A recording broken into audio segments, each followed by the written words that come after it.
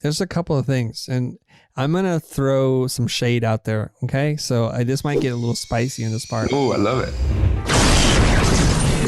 Hi, this is Eric here, and you're listening to #Highly Sought After. I watch a lot of your videos, right? And they constantly get high viewership. So the one that I really like was the 1.7 million, the how to get 10K followers on IG. I'm just curious, right? What is your content creation process? Oh, okay. It depends, but these days it's usually around me listening to what people want. This is critical. Before you create, you need to listen first. And so when I see, this is usually a good formula. When I see something that I hate, I say, that's a piece of garbage. That's stupid. Why do people do this? To me, that is an opportunity. Why? And I ask myself this question, why does this offend you so much? Well, the design is this, and the messaging is so simplistic, or that's not the truth. This is really what you need to do. And so that becomes the foundation for a new idea. So usually I'm reacting to something, or I'm listening to a very specific request. And if I hear it enough, or I hear it in a way that's so emotional and so powerful, I know that a solution is out there. Now, I started thinking about this, right? I started to have some success with Instagram, and I would go onto college campuses ready to talk about business and about pricing, and they want to hear all that stuff. And then some person would inherently raise their hands like, so how'd your Instagram account grow so fast? And I'm like, do you guys want to hear? And then everybody's just like quiet, and they lean in, like, yes, please. Then I'm like, so pricing, you don't really want to know, but you want to grow on Instagram. Okay, so that's a clue. And I'm not a dumb guy. When I hear a clue like that, I pick it up. I'm like, let me sit on this. And so what happens is another person will ask me, so how'd you do it? And I break it down. How'd you do it? I break it down. All of a sudden I see commonalities, and I also see their reaction to me expressing it to them. So I'm like, let me put some thought into this. That's when I go and do a talk, and hopefully that talk gets tens of thousands, sometimes hundreds, and sometimes 1 million views. That's usually how it works. Oh my God, beautiful. So it's not just about creating content out of nowhere, but it's about paying attention to the market's feedback, right? But also paying attention to what frustrates you, right? Because anything that frustrates you usually means that you're something you want to say. It's the same with business, right? People say, how do I get business ideas? Well, the best way is to look for a problem that you want to solve, because you're sick and tired of having people screw things up for you and you want to solve that. That gives you that drive.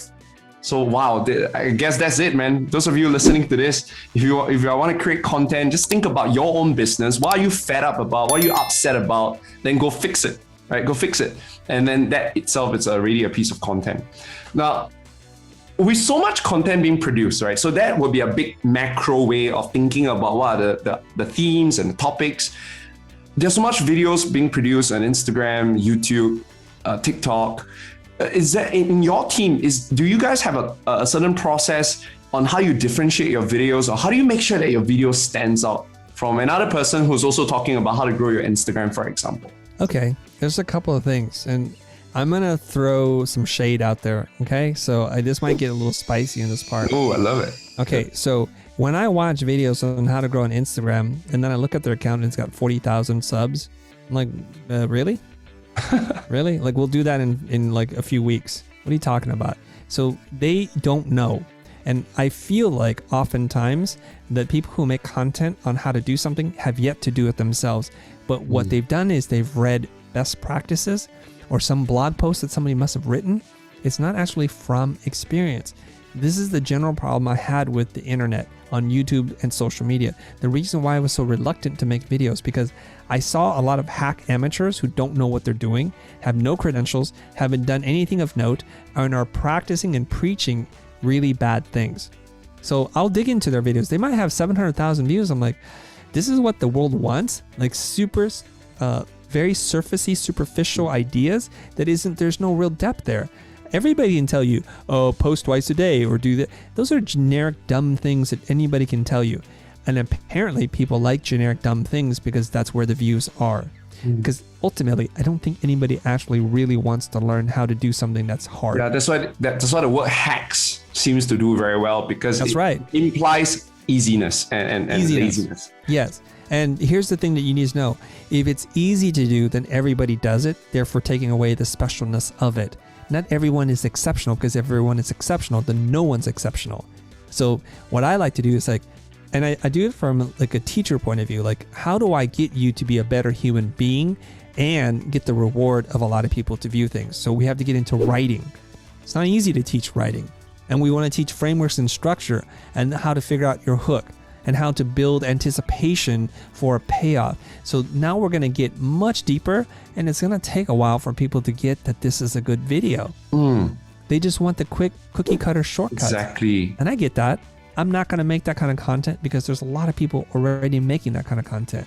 And like, again, all I ask you to do is look at their account, look at their following, look at the quality of their posts. Is it generic? Does it feel cookie cutter? And that's usually what they have. So I'm not so worried about being different in that way. I'm trying to approach it from a more substantive point of view that's going to help people become better communicators, to be a little bit smarter, to develop some expertise in what it is that they do. Having said that, though, there are a couple things that we do differently than everyone else. One, I used to make commercials and music videos for a living. I have a team. I have 4 full-time editors who work for me, and they have backgrounds in cinematography and editing and filmmaking and broadcast journalism, communication. It's not 2 kids, 2 young people, no offense to anybody, that's running out of their garage trying to figure out how to use a camera. We know what we're doing. We're just trying to be better teachers at scale. And so the other thing is, I've been teaching for 15 years, way before I made a YouTube video. I was teaching at a highly regarded private art school. And so I have that. I've run a company, so I bring all of that to play. And the last little bit is I bring my, sometimes, a little snappy personality. You know, I like to have fun. I like to make fun of people because I want people to be entertained while they learn. And that combination put together make up me. And which is what you duplicate that. And you said that right at the beginning, right? Which is understand your idiosyncrasies and then incorporate that inside there. But my takeaway from you is that maybe that's it. That the best way to create content is to first do something in your life. Because I think what money can buy these days is experiences, right? I mean, I could really just repurpose content and just tell people what to do, but there's a lot more weight and influence if it comes from real life experiences, and the nuances is very clear. So I guess that's it. Even for myself as a content creator, it's to do more so that we make more mistakes, and actually people like to learn more about your mistakes than your success, and then share a repeatable, successful framework, but that comes with time. I love that. So step number 1 to be a powerful content creator or be a powerful person of influence is to go get out there and live your life and do more, experiment more, make more mistakes, and then come back and share your victory stories. Yeah. And you can share while you go, and you don't have to wait to become victorious to report back. You can share while you go, but take it from a point of view like, I'm just sharing something I learned today. Not like I'm an expert. I'm not an Instagram marketing guru. No, just don't. That's fake. Just say, you know what? I'm on a journey. I have 0 followers and I learned something today. I gave it a try and it seems to be working. Who knows, tomorrow might be different.